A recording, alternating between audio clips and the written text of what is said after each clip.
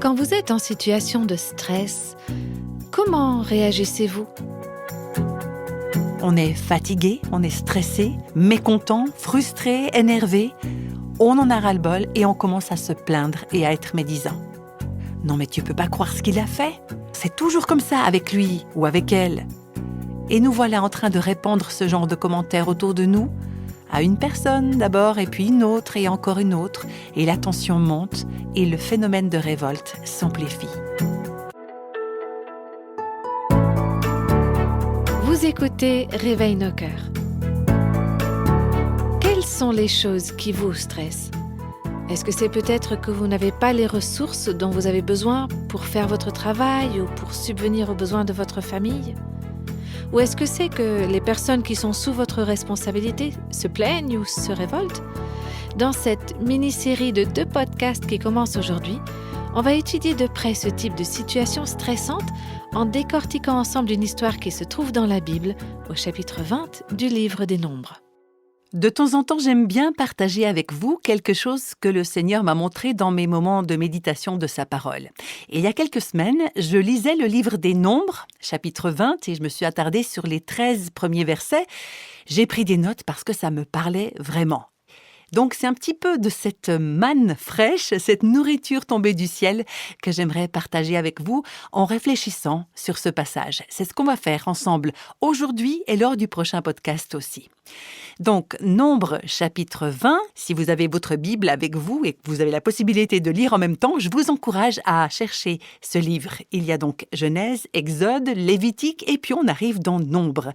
C'est au début de la Bible, un de ces endroits où les feuilles sont parfois encore un petit peu collées parce qu'en général, on ne passe pas beaucoup de temps, peut-être pas assez de temps, dans cette partie des Écritures. Alors, je ne vais pas lire tout le chapitre, mais je vous encourage à prendre le temps de le faire. Vous allez vite comprendre que c'est un chapitre assez triste, très triste même. Il couvre une période d'environ 5 mois. Et tout au long de ces 5 mois, il y a des deuils, de la déception, du désespoir, des échecs et des oppositions. C'est des choses assez dures. Mais il y a aussi, au milieu de tout ce chaos, de merveilleuses manifestations de la grâce de Dieu. Et en fait, c'est comme ça dans nos vies aussi. On a parfois des saisons difficiles, des moments de deuil, des déceptions, mais quand Dieu nous donne les yeux de la foi pour le voir, on trouvera toujours sa grâce. Il y en a certains parmi vous qui voient exactement de quoi je parle. Vous avez vécu la perte d'une personne proche, d'un enfant peut-être, et vous traversez des moments compliqués. Et j'espère que le passage biblique sur lequel on se penche aujourd'hui ensemble sera un encouragement pour vous et que vous pourrez voir la grâce de Dieu dans votre vie, même en ce moment difficile. Alors tout d'abord, je vais vous donner un bref aperçu du chapitre. On y trouve 4 scènes. La première, c'est dès le verset 1, la mort de Myriam. On va en parler. Ensuite, du verset 2 au verset 13, qu'on va voir plus en détail, c'est le passage où les Israélites n'ont pas d'eau. Et puis des versets 14 à 21, il y a cette scène avec les Édomites, ce sont des cousins des Israélites, qui refusent de les laisser passer sur leur territoire pour qu'ils puissent rejoindre la terre promise. On ne va pas s'arrêter sur ce passage, mais sur celui qui suit. Et puis viendront les derniers versets du chapitre, versets 22 à 29, avec la mort de Aaron. Donc tout ce passage commence avec la mort de Myriam et il se termine avec celle de Aaron, soit le décès de la sœur et du frère de Moïse. Et entre ces 2 décès, il y a des problèmes et des conflits.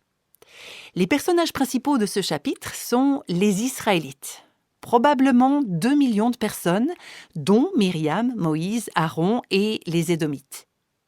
Et tous ces gens, ce sont des gens imparfaits, ils ont leurs défauts, certains plus que d'autres, mais ils subissent tous les conséquences de leur choix ou de leur caractère.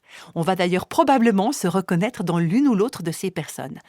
Parfois, on a un regard dur sur ce peuple d'Israël, jusqu'à ce qu'on regarde dans notre propre cœur et qu'on admette « Ok, je suis pareil en fait ». Donc ce sont nos propres défauts, nos faiblesses, nos échecs qui vont certainement nous apparaître. Mais bien sûr, ce que j'aime particulièrement, c'est que le personnage central dans les Écritures, c'est toujours le Seigneur, le Dieu d'Israël, notre Dieu. Et dans ce chapitre, Dieu se révèle dans sa sainteté, et il exerce son juste jugement, on le verra, et il fait aussi preuve de miséricorde. Et on ne peut être que reconnaissant de voir qu'au milieu de nos échecs, de nos fautes, de nos failles, de nos faiblesses, Dieu se montre miséricordieux. Il n'arrête pas d'accomplir son parfait plan de salut. Il est toujours à l'œuvre et rien de ce que nous pouvons faire, ni nos erreurs, nos fautes, nos péchés, ni les pertes que nous subissons, ne peuvent entraver le plan de Dieu, son plan de rédemption. Alors, comme toujours, les Israélites et ces autres personnages, ils sont comme nous. Et comme toujours, Dieu est comme Dieu. Il ne change pas. Ce qu'on va découvrir de lui dans ce passage, c'est toujours valable aujourd'hui. Alors, avant de nous concentrer sur les 2 premières scènes de ce chapitre, j'aimerais prier. Seigneur, je te demande que tu ouvres nos oreilles, nos cœurs et nos esprits pour recevoir cette parole. Parle-nous, donne-nous des oreilles pour entendre et des cœurs qui répondent « Oui, Seigneur » à ce que tu dis à travers les Écritures. Nous voulons aussi être attentifs à te rendre grâce et à te louer.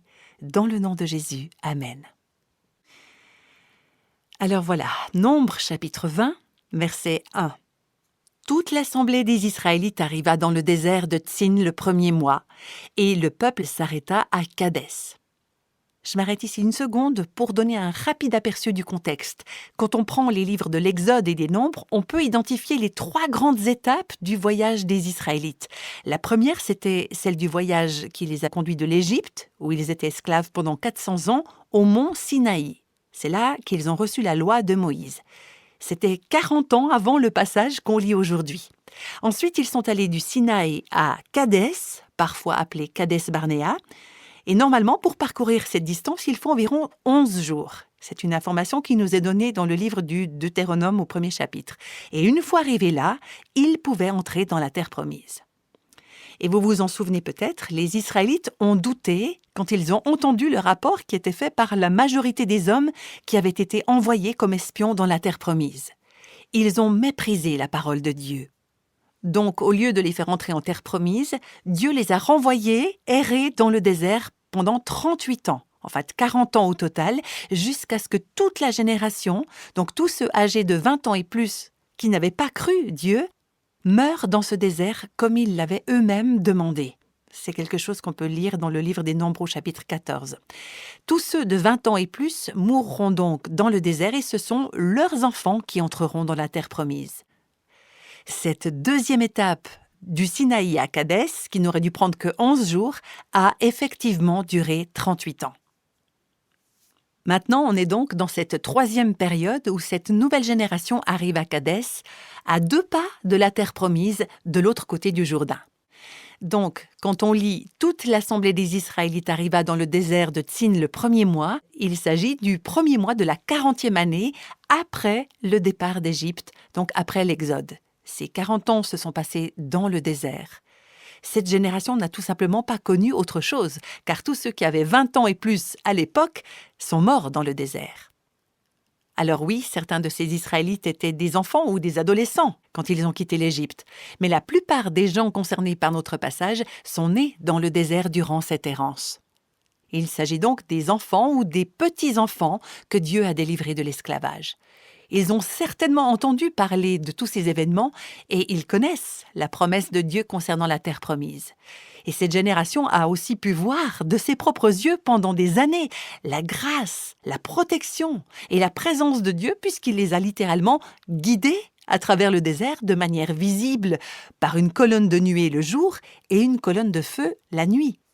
Ils ont vu comment Dieu a pris soin d'eux. Non seulement chaque jour ils avaient de la nourriture, mais pendant 40 ans, leurs vêtements et leurs chaussures ne se sont pas usés. C'est incroyable.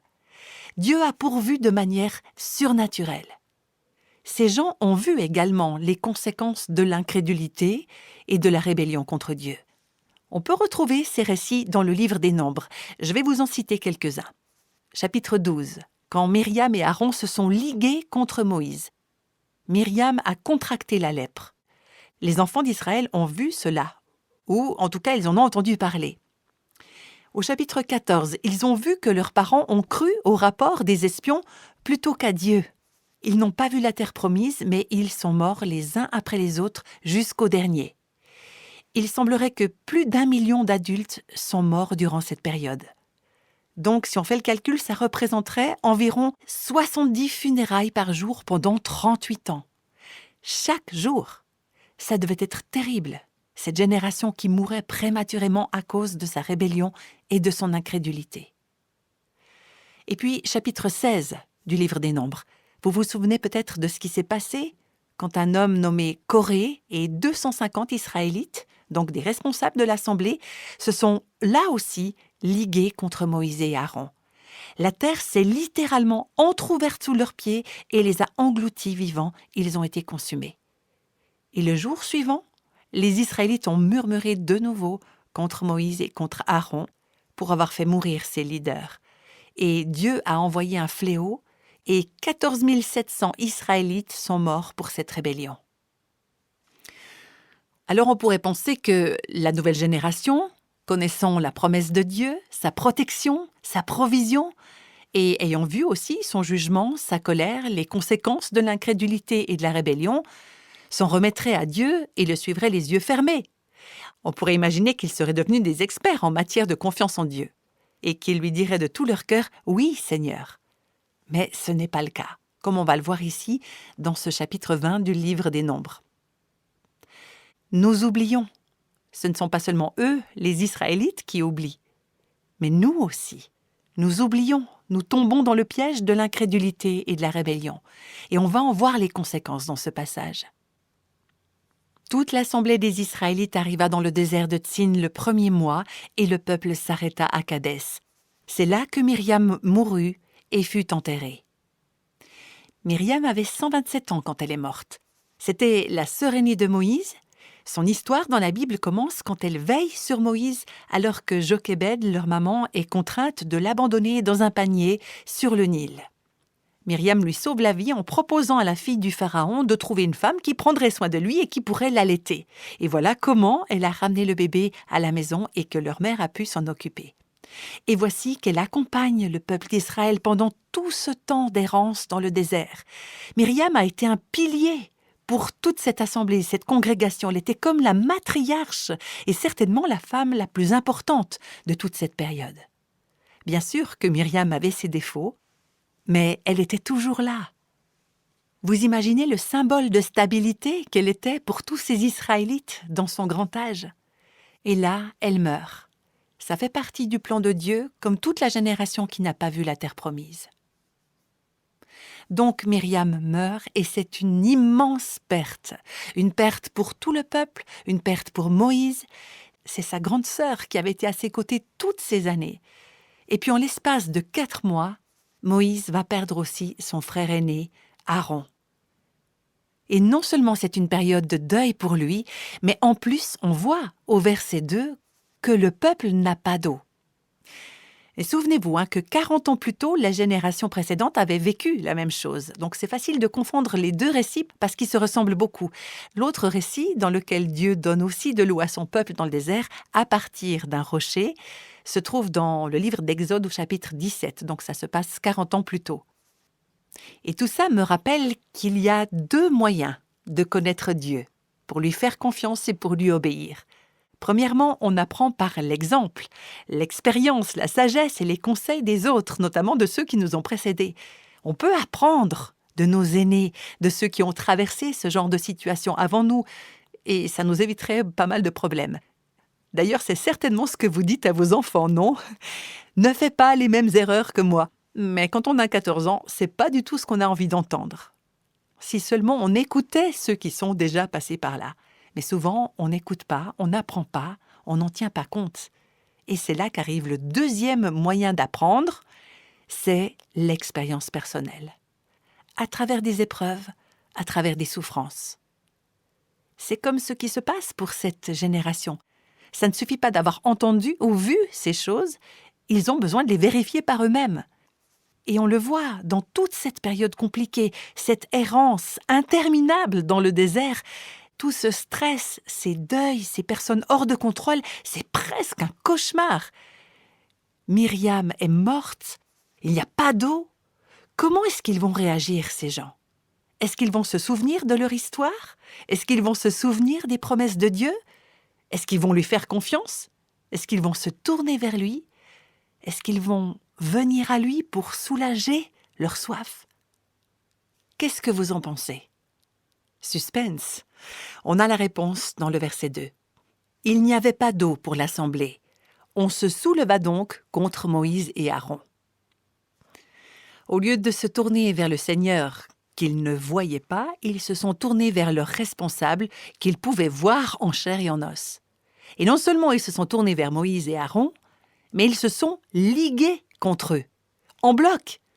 Ils n'y sont pas allés individuellement pour poser des questions, rechercher humblement la sagesse en demandant « Qu'est-ce que vous pensez qu'il faudrait faire ?» Ils se sont ligués et ils s'en sont pris à ceux qui les avaient dirigés, qui s'étaient sacrifiés pour eux, qui avaient prié pour eux, qui avaient prouvé qu'ils étaient des hommes fidèles à Dieu.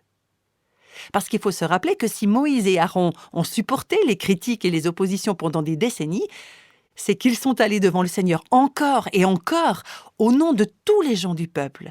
Ils les ont aimés, ils les ont guidés, ils les ont servis. Mais le peuple a l'air d'avoir oublié tout ça. Et il se retourne contre eux. Les versets 3 à 5 nous donnent plus de détails. Le peuple chercha querelle à Moïse. Ils dirent « Si seulement nous avions expiré lorsque nos frères ont expiré devant l'Éternel, pourquoi avez-vous fait venir l'assemblée de l'Éternel dans ce désert? Est-ce pour que nous y mourions, nous et notre bétail? Pourquoi nous avez-vous fait quitter l'Égypte, si c'est pour nous amener dans cet endroit de malheur? C'est pas un endroit où l'on puisse semer. Et il n'y a ni figuier, ni vigne, ni grenadier, et ni eau à boire. » Moïse sait très bien qu'il n'y a pas d'eau, mais eux, ils le lui rappellent comme s'ils ne le savaient pas. Le verset 2 dit sobrement qu'il n'y avait pas d'eau. Mais on voit là une sorte de surenchère, une vague d'accusations, un torrent de plaintes. Les gens ont l'air hors de contrôle, prêts à l'émeute. Il y a une colère refoulée, une frustration, une exaspération grandissante qui explose collectivement. C'est un flot de critiques, de reproches, de machinations, d'exagérations. Essayons juste de nous imaginer la scène. 1 million de personnes ou plus dans le désert, sans eau, qui sortent d'une période difficile, ils sont en plein deuil de Myriam, et qui s'en prennent à Moïse et à Aaron. C'est triste à dire, mais c'est pas une surprise. C'est la même histoire qui se répète encore et encore. On le voit dans le livre des Nombres, dès le chapitre 11, au verset 1. Le peuple murmura et cela déplut à l'Éternel. À maintes reprises, Dieu leur montre sa miséricorde. Il leur donne ce dont ils ont besoin. Il leur fait grâce, même s'ils ont à subir parfois les conséquences de leurs actes. Mais les voilà encore une fois en train de rejeter le plan de Dieu et de s'en prendre à ceux qui les dirigent. Et voilà qui nous amène à nous demander s'il n'y a pas des moments où vous et moi, nous faisons partie de cette foule. On n'est peut-être pas 1 million à se rassembler, mais peut-être qu'il y en a parmi nous qui se sont ligués contre un père, contre un mari, contre un ou une responsable d'église, contre une personne qui est peut-être fidèle à Dieu ou qui n'est pas fidèle à Dieu, mais on s'est ligué contre des leaders désignés par Dieu. On est fatigué, on est stressé, mécontent, frustré, énervé. On en a ras-le-bol et on commence à se plaindre et à être médisant. Non mais tu peux pas croire ce qu'il a fait. C'est toujours comme ça avec lui ou avec elle. Ou bien il a jamais fait ça. Et nous voilà en train de répandre ce genre de commentaires autour de nous, à une personne d'abord et puis une autre et encore une autre. Et la tension monte et le phénomène de révolte s'amplifie. Alors, au regard de ce passage du chapitre 20 des Nombres, ce que j'ai envie de dire, c'est « Mais est-ce que nous nous entendons parler ? Réfléchissons à ce que nous disons, à ce que nous faisons. Est-ce qu'on a oublié combien de fois Dieu a pourvu à nos besoins ? Combien de fois il a répondu à nos attentes ? Combien de fois il nous a prouvé qu'il était fidèle ? Et pourtant, on est en train de s'en prendre, comme le peuple d'Israël, à une personne désignée par Dieu, une personne que Dieu a placée dans notre vie. Et voilà en quoi on ressemble aux enfants d'Israël. On est comme ce peuple. Vous savez, j'ai une amie qui est mère de 7 enfants. Son plus jeune fils, qui vient d'avoir 5 ans, est venu au monde avec de graves malformations congénitales, mentales et physiques. Il a failli mourir. Et ce couple a passé la plupart des 2 premières années du bébé à l'hôpital pour toutes sortes de traitements et d'interventions chirurgicales. Cet enfant est profondément handicapé. Il a besoin de soins constants. Et j'ai vu cette famille traverser beaucoup de moments vraiment, vraiment difficiles. Je suis même pas sûre que cette maman arrive à dormir suffisamment. Je sais même pas si elle a déjà eu une nuit complète depuis, je sais pas, peut-être les 5 années de vie de ce petit dernier. J'ai vu cette maman, j'ai vu cette famille dans des moments où ils étaient très fatigués, très stressés, où ils n'avaient pas l'aide médicale dont ils auraient eu besoin. Je les ai vus traverser des épreuves terribles. Mais j'ai vu aussi la grâce de Dieu et sa gloire se manifester en eux et à travers eux. Cette mère de famille, cette amie, m'a envoyé un petit mot en 4 points que j'ai moi-même adopté comme une marche à suivre, entre guillemets. Et j'aimerais la partager avec vous parce que je crois que ça peut vous aider quand vous traversez des moments difficiles et que vous êtes à bout.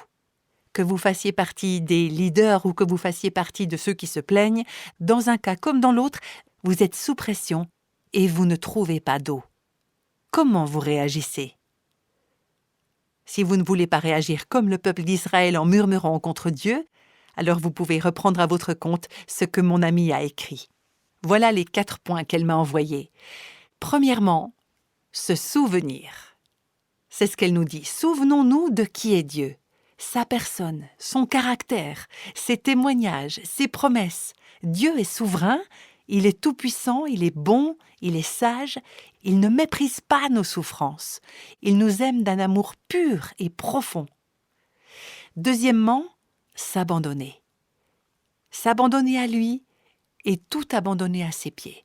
Notre vie, nos enfants, notre mariage, notre foyer, nos rêves, nos espoirs. Et pour s'abandonner à lui, on doit d'abord savoir qui il est et nous en souvenir. Et nous l'avons vu aujourd'hui, il faut sans cesse se le rappeler, parce qu'on oublie facilement, n'est-ce pas ? Donc souvenons-nous qui il est et ce qu'il a fait, et nous pourrons vraiment nous abandonner à lui. Donc premièrement, se souvenir, deuxièmement, s'abandonner, et troisièmement, se réjouir des victoires. Parce qu'il y a des victoires dans l'épreuve. Comme on a pu le voir pour cette famille, le Seigneur leur a donné des victoires au milieu de toutes ces difficultés. Et quatrièmement, louer et remercier Dieu. Peu importe les circonstances, prendre le temps de le louer et de l'adorer. Donc voilà, ces 4 points, se souvenir, s'abandonner, se réjouir des victoires et louer Dieu. Et en conclusion, cette amie m'écrivait aussi qu'il y avait vraiment des moments où la lutte était tellement difficile que le V de la victoire, elle ne le voyait même pas. Elle ne voyait pas de victoire possible. Et pourtant, elle cherchait vraiment à tout abandonner aux pieds du Seigneur. Et elle disait que malgré tout, alors qu'elle cherchait vraiment à lui abandonner toute chose, encore et encore, elle finissait par louer Dieu, même si elle ne voyait pas de victoire. Et elle a compris que ça faisait partie du chemin.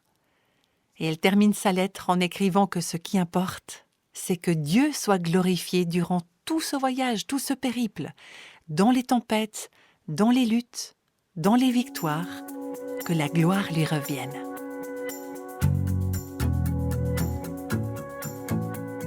Avant de terminer ce podcast en priant ensemble, rappelons-nous vite fait la situation dans cette histoire de Moïse où tout le monde était stressé dans ses difficultés.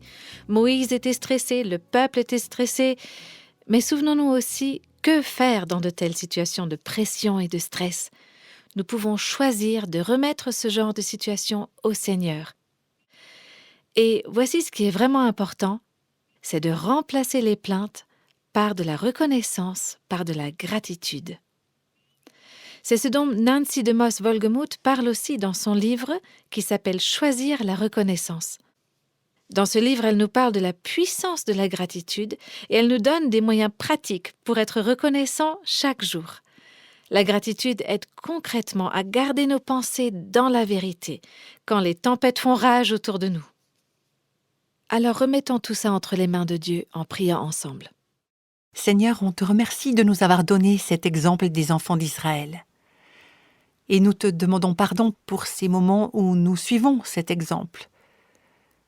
Quand nous nous mettons ensemble, ou quand nous le faisons individuellement dans notre cœur, nous nous plaignons, nous cherchons la querelle, nous voulons tout contrôler, nous sommes rancuniers, nous attaquons les responsables au lieu de te faire confiance, au lieu de nous souvenir, de tout abandonner à tes pieds, d'embrasser ta victoire et de te louer et d'entrer dans ta paix. Seigneur, permets-nous de vivre ces choses et de nous rappeler, de ne pas oublier que tu es bon, que tu es fidèle et que tu es digne de confiance, même dans nos traversées du désert, là où on ne trouve pas d'eau. Nous te bénissons, nous te remercions d'avoir parlé à nos cœurs aujourd'hui et merci de préparer nos cœurs pour la suite de cette étude. Je te prie dans le nom de Jésus. Amen.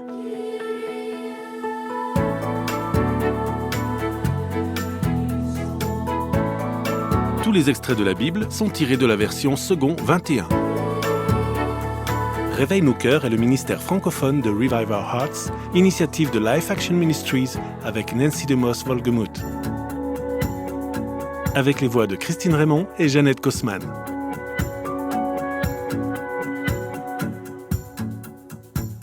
Quelle que soit la saison de votre vie, Réveille nos cœurs vous encourage à trouver la liberté, la plénitude et à porter du fruit en Christ.